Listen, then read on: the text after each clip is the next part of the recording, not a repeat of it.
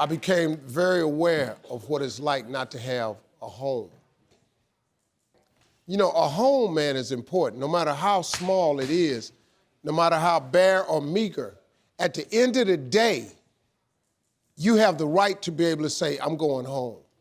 And I don't care how funky of a day you had, man, if I could just get to my house, I don't care what it looked like. I don't care what the furniture looked like in there, but man, if I could just turn the key and shut the door and be in my house, that's just a moment of relief. I didn't have that. I went and got me, your car's not a home. And ain't no moving around. Once you get in the front seat, you're pretty much there. It was very, very difficult, man, but it put a determination in me too, because I was determined. I was determined to be something. And my dreams of being a TV personality was bigger than, you know, I was homeless, man. I mean, you know, you're in a position where you're going, I got nowhere to go except up. I might as well keep hustling. I was in comedy.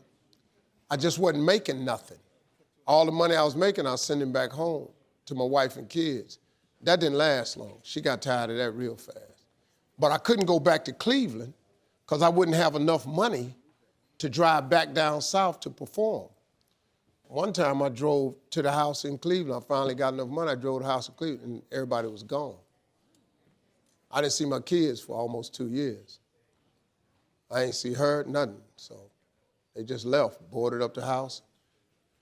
So I said, okay, I ain't got nowhere to go. So next thing you know, I'm in the car. I lived there, but it taught me determination, man. I'm a really, really determined person. It also taught me that no matter what happens to you, it ain't over. It ain't over.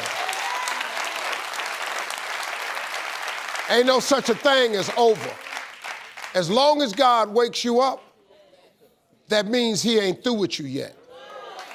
And if he wakes you up, you got a shot to correct it and get it right.